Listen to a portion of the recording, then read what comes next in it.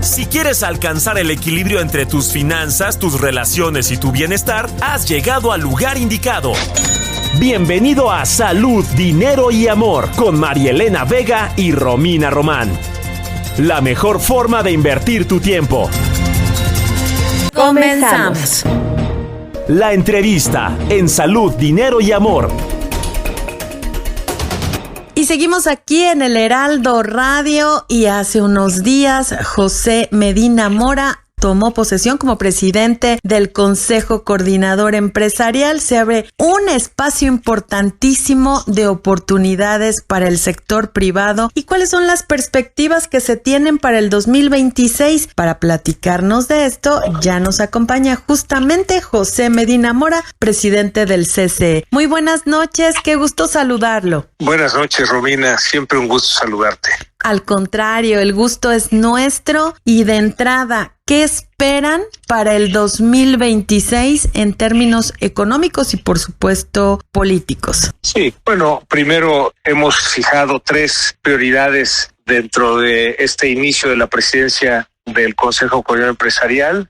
La primera es la reactivación de la inversión. Es necesario retomar el crecimiento económico después de 7 años en que la economía ha crecido muy poco, y para que pueda seguir, digamos, implementando los programas sociales, pues se requiere retomar el crecimiento. Entonces, la primera prioridad es reactivar la inversión.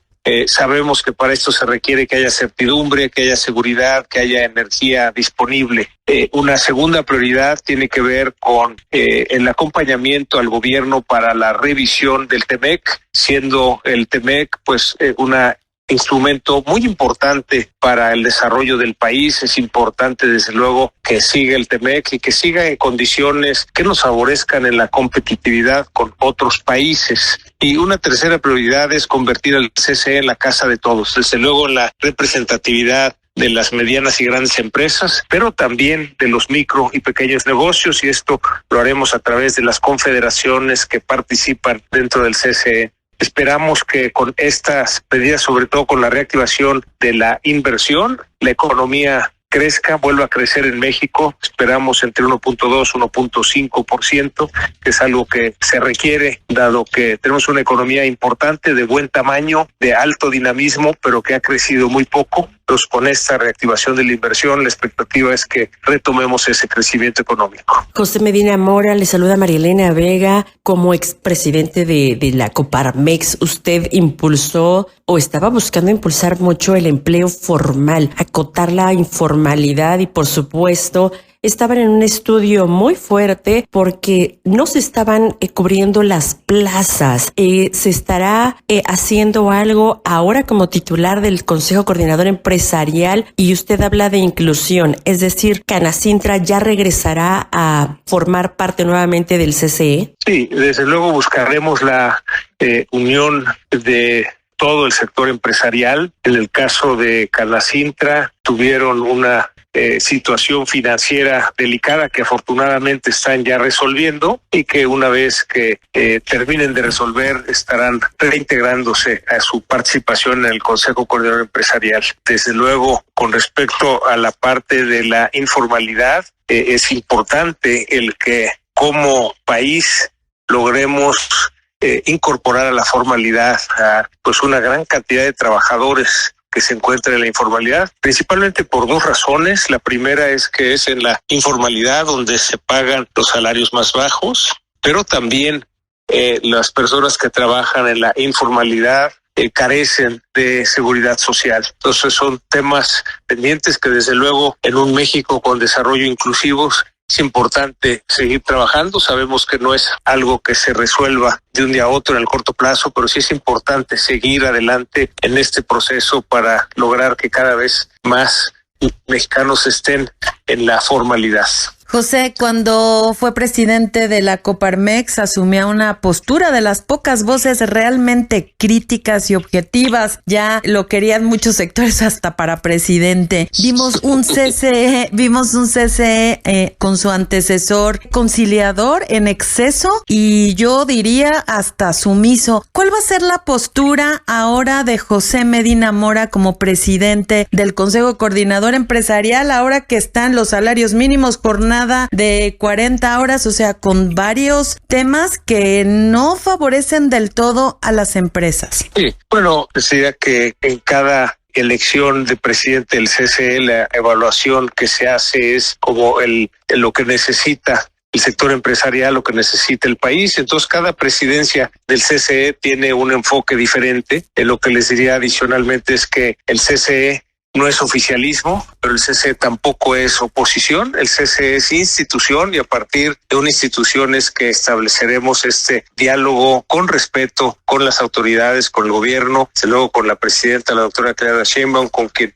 ya me he reunido precisamente para hablar de estas tres prioridades y ver cómo a partir del diálogo podemos aportar a las políticas públicas lo que es nuestra perspectiva con la idea de enriquecerlas y desde luego en este camino de revisión del TEMEC tener una voz fuerte como México, llegar unidos el gobierno y el sector empresarial para esta negociación con los Estados Unidos y Canadá y lograr las mejores condiciones para México. En específico, ¿cuál sería este alcance o con qué se quedaría como presidente del CCE conforme si se lograra qué durante el 2026 en las renegociaciones del TEMEC? Bueno, desde luego el TEMEC tiene contemplado esta revisión que en caso de que no se llegara a un acuerdo en los ajustes, se seguirá en la siguiente fecha para julio del 2027. O sea, no hay ningún riesgo de que el TEMEC deje de funcionar. Esto es una buena noticia para el país porque es precisamente el instrumento que nos ha permitido crecer.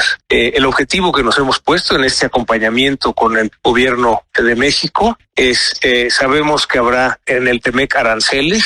Y pues en lo que hemos visto en el acero, en el aluminio, en el cobre, en automotriz. Y lo que estaremos buscando, nuestro objetivo es que esos aranceles sean menores a los que tienen los países con los que competimos. Y con ese objetivo, sabiendo que los aranceles llegaron para quedarse, estaremos trabajando en este acompañamiento con el gobierno con ese objetivo común de lograr las mejores condiciones para México. José, el presidente de Estados Unidos, Donald Trump, ha dicho que está considerando la posibilidad de dejar expirar el TEMEC. ¿Cuáles serían los riesgos si esto ocurre? Porque hemos platicado incluso con aspirantes al Congreso de Estados Unidos del Partido Republicano y nos han comentado que sí se abriría un espacio de incertidumbre porque las negociaciones podrían durar varios meses. ¿Estarían ustedes como sector privado considerando seriamente esta posibilidad de que se deje expirar el TEMEC? No, lo que tiene contemplado el TEMEC es esta revisión a julio del 26. En caso de que no se llegue a un acuerdo, se pasa a la siguiente fecha de revisión, julio del 27, y así posteriormente. Quiere decir que pasarán varios años antes de que se contemple la posibilidad de que expire el TEMEC. Para ese entonces ya habrá cambio de la presidencia de los Estados Unidos, de tal manera que sabemos que el TEMEC seguirá y esa es parte de la certidumbre que sí tenemos. La incertidumbre es que no sabemos cuáles serán los aranceles con los cuales estaremos trabajando. Y desde luego, un poco la invitación que hacemos a las empresas es tener una mirada de más largo plazo, más allá de lo que es esta revisión del TEMEC al 2026, una mirada de las oportunidades que hay en el país a 10, 20 y 30 años para que con en ese entorno se tomen las decisiones de invertir en el largo plazo en el país y aprovechar las oportunidades que existen. Hubo acuerdos en esta reunión que nos platica, tuvo con la presidenta Claudia Sheinbaum con el objetivo de poner mayor certeza jurídica para el sector empresarial porque las inversiones no están llegando este año. Vimos que son inversiones de reinversión o necesarias del sector empresarial, pero incluso están saliendo. La economía pues prácticamente va a ser flat, no va a haber crecimiento. Hay algo más porque es una realidad que no estamos bien en materia económica, ni inversión, ni desarrollo. Sí, bueno, la expectativa que tenemos para el cierre de este 2025 es un crecimiento entre el 0.5 y 0.7, sí, un crecimiento bajo, pero con una economía de tamaño importante, muy dinámica, y que por eso es importante el que ahora retomemos el crecimiento, en donde pues, la expectativa es que estemos para el 2026 entre 1.2 y 1.5%. Todavía no suficiente, pero sí en la línea de lo que queremos para retomar el crecimiento económico. Vemos esta señal positiva en la inversión extranjera directa, en donde estos 41,000 millones de dólares de inversión extranjera que se anunciaron a septiembre, que es el mismo monto, un monto aproximadamente igual al del todo el 2024, con la diferencia que en el 2024 solo el 7% era inversión fresca, 93% era reinversión de utilidades. Ahora el 2025 ya el 15% es inversión fresca, inversión nueva. Quiere decir, las empresas extranjeras sí están aprovechando estas nuevas oportunidades de inversión en México, y lo que necesitamos lograr es transmitir esto a las empresas nacionales, porque la inversión nacional es más importante que la inversión extranjera, de hecho 13 veces más grande, y por eso de ahí es donde nos enfocaremos para reactivar la inversión. En la parte de la certidumbre jurídica que mencionas, es importante que los nuevos jueces y magistrados dicten sus sentencias con respecto a la ley. Si esto lo hacen, eso generará certidumbre, lo cual genera confianza, y de ahí la inversión. Afortunadamente hay un observatorio judicial que han organizado universidades de todo el país, en donde desde la neutralidad de la academia nos dirán cómo van tomando sus decisiones estos jueces y magistrados, y la expectativa es que a partir de publicar el que efectivamente estas sentencias estén dictadas conforme a la ley, se genere la certidumbre que requiere que llegue la inversión. Justamente hablando de este observatorio, platicábamos hace unos días con un especialista y nos decía que no estaba funcionando la reforma al sistema judicial, pero me quiero enfocar más en el tema de la seguridad, los cobros de derecho de piso, extorsión, municipios completos tomados por el narcotráfico. ¿Cuál es la petición del nuevo presidente del CCE al gobierno y qué les dicen ellos? Sí, desde luego es un tema que dialogamos con la presidenta, la doctora Claudia Sheinbaum. Por un lado vemos una tendencia de disminución de todos los delitos, excepto el de la extorsión. Y afortunadamente hay ya esta iniciativa de ley de extorsión, porque resulta que había estados de la República en que ni siquiera estaba tipificado el delito de la extorsión. Y en ese sentido, también es importante el que desde la ciudadanía denunciemos esas extorsiones. En este país se denuncia una extorsión por hora. Sin embargo, es solo el 4% de las extorsiones que existen. Entonces, en la medida en que aumentemos la denuncia, se podrá trabajar más en la prevención. Es algo que tenemos que hacer entre todos. Desde luego, el gobierno tiene una parte importante, pero también desde la ciudadanía a partir de la denuncia. Esto que mencionas existe efectivamente en algunas zonas del país. Afortunadamente no es generalizado, pero es importante el que esto, digamos, sea controlado y cada vez logremos avanzar en un México con seguridad, justicia y paz, que es lo que todos anhelamos. Pues José Medina Mora y Casa, un gran reto ahora como presidente del Consejo Coordinador Empresarial, desde hacer que esta cúpula vuelva a ser un parámetro dentro del Congreso, hasta, bueno, pues enfrentar grandes retos en apoyo al sector empresarial e inversión. Muchísimas gracias por esta charla para Salud, Dinero y Amor, su siempre disponibilidad para nosotras y por supuesto para nuestros amigos que nos hacen el favor de acompañarnos, y esperamos mantener comunicación abierta con usted el próximo año. Feliz año y muchísimas gracias nuevamente. Muchas gracias, Romina, María Elena. Felices fiestas, feliz año, y dialogar para avanzar será el mecanismo que utilizaremos en el CCE para, a través de este diálogo con el gobierno, logremos el avance que el país necesita. Ojalá que así sea, que vaya, que hace falta. Seguimos aquí por el Heraldo Radio con más información.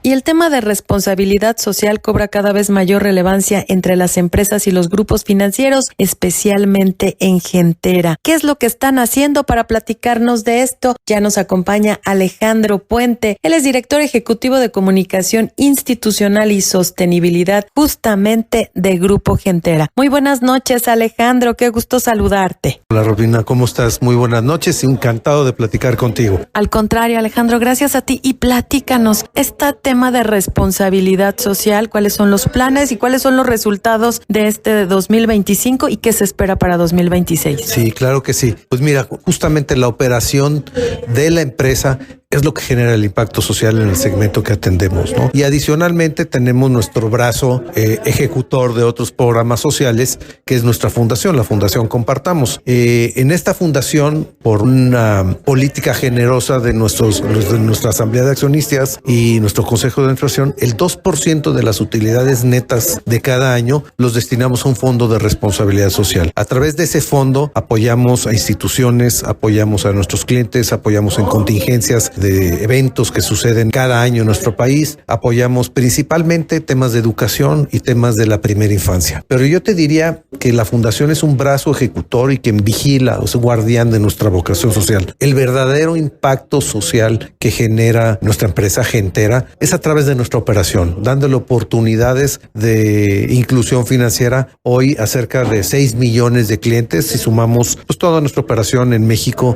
y en Perú. Alejandro, muy buenas noches. Te saluda María Elena Vega. Oye, si nos pudieras especificar cuáles son los planes para el 2026 y si hay algún segmento donde les gustaría incursionar con esta ayuda a través de Compartamos. Sí, mira, a través de nuestra fundación estamos diseñando una nueva estrategia de cómo poder apoyar de una manera más eficiente y utilizar los recursos que cuenta la fundación pues, con un mayor impacto, ¿no? Como te digo, el 2% de las utilidades netas van a un fondo de responsabilidad social que destinamos principalmente a temas de educación. El 2% con las utilidades que tuvimos en el 2024, este 2% ascendió más o menos a unos 140 millones de pesos.